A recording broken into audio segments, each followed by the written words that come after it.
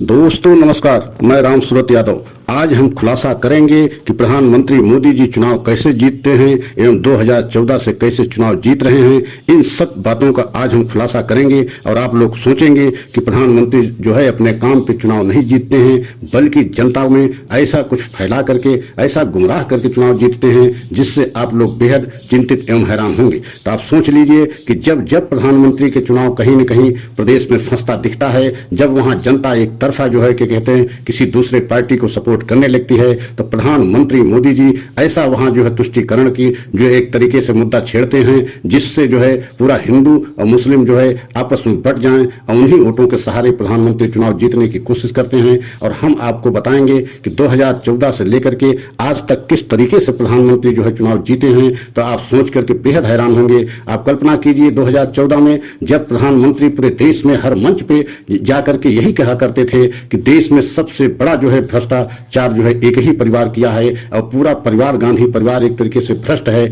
और गांधी परिवार को एक तरीके से दिन रात जो है आलोचना करके हर मंच पर उनकी जो है बुराई करके पूरे देश में एक तरीके से भ्रम फैलाया और पूरे देश में यह संदेश दिया कि यह परिवार जो है पूरे देश को एक तरीके से लूट लिया और पूरे देश को एक तरीके से गर्त में डाल दिया। और यही वजह है कि पूरे देश की जनता उस समय विश्वास किया कि कांग्रेस हो सकता है, या जिस तरीके से कांग्रेस पे जो है आरोप लगाए जा रहे हैं प्रधानमंत्री मोदी द्वारा, वह कहीं न कहीं सच है। और जनता विश्वास करके प्रधानमंत्री को बड़े अंतर से जो है विजयी बनाया और प्रधानमंत्री बनाया। लेकिन आप सोचिए उसके बाद जो भी चुनाव हुए हैं, 2019 को ले लीजिए, पुलवामा हमला एवं पठानकोट हमले को जो है मुद्दा बनाया गया। आप सोच सकते हैं ये जो भी हमले हुए हैं ये एक तरीके से हमारे देश पे कलंक था, और हमारे देश के जो है नौजवानों ने शहीद हुए उसमें, और काफी जवान हमारे उसमें जो है शहादत दी। लेकिन उसको मुद्दा बना करके किस तरीके से प्रधानमंत्री एक तरीके से अपनी उपलब्धि को बताया। बताइए क्या उपलब्धि हो सकती है पठानकोट को या पुलवामा हमले को उपलब्धि में क्या किया जा सकता है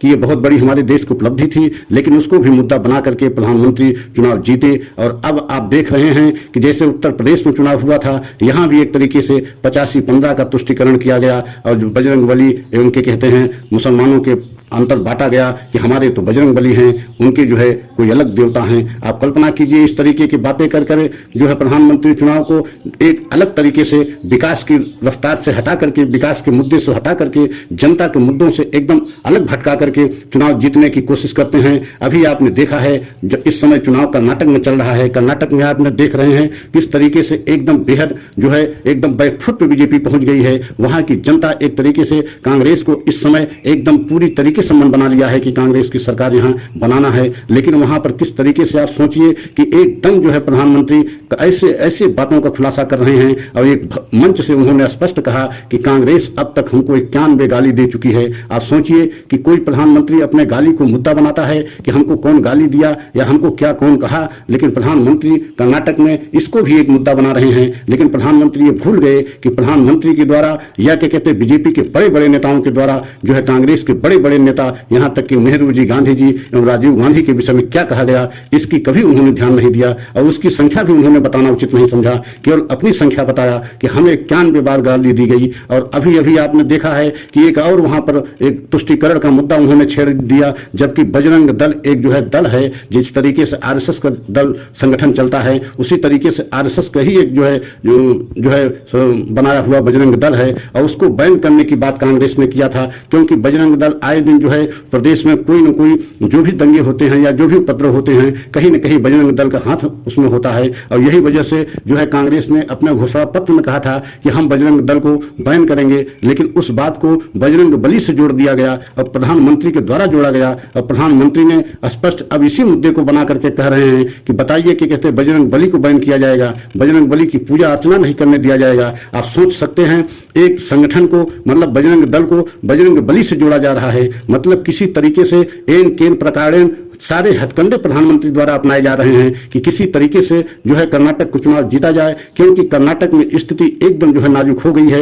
एकदम प्रधानमंत्री को अब लग रहा है कि कर्नाटक हम चुनाव एकदम जो है हार रहे हैं, और यही वजह है कि प्रधानमंत्री ऐसी बातें कर रहे हैं और इतनी निम्न स्तर की बातें कर रहे हैं जो प्रधानमंत्री को शोभा भी नहीं देता। क्योंकि देश के प्रधानमंत्री हैं, 140 करोड़ की जनता के चुने हुए प्रधानमंत्री हैं, लेकिन उनके द्वारा इस तरीके की बात करना एकदम समझ लीजिए अच्छा नहीं लग रहा है, खासकर देश की जनता को और खासकर कर्नाटक की जनता को।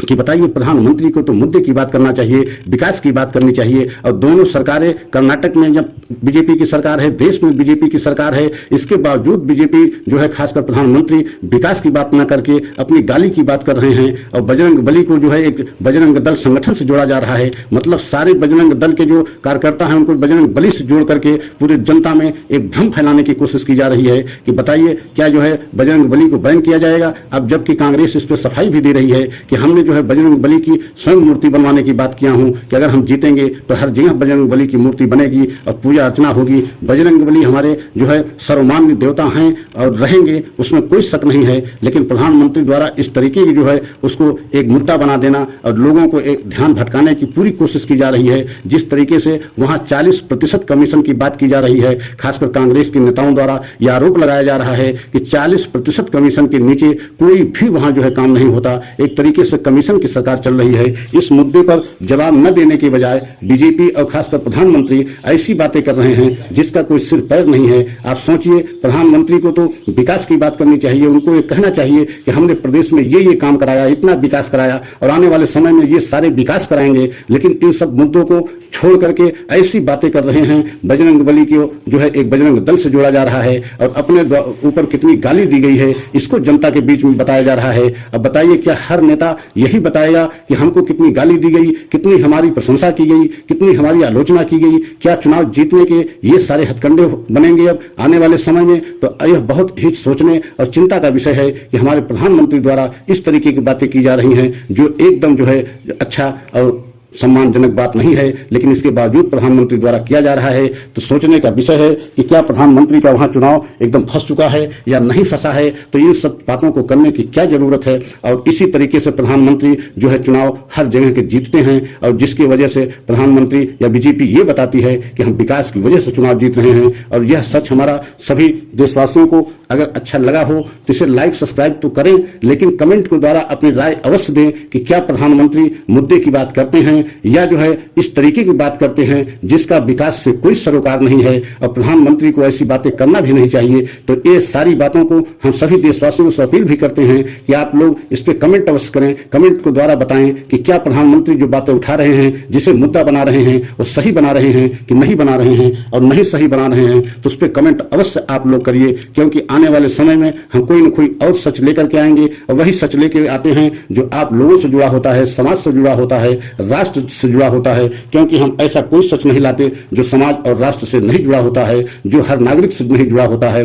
तो अगले सच की आप लोग प्रतीक्षा करें, अगला सच में हम लेकर के आएंगे। लेकिन कमेंट के द्वारा अपनी राय अवश्य दें, लाइक सब्सक्राइब अवश्य करें। जय हिंद, जय भारत।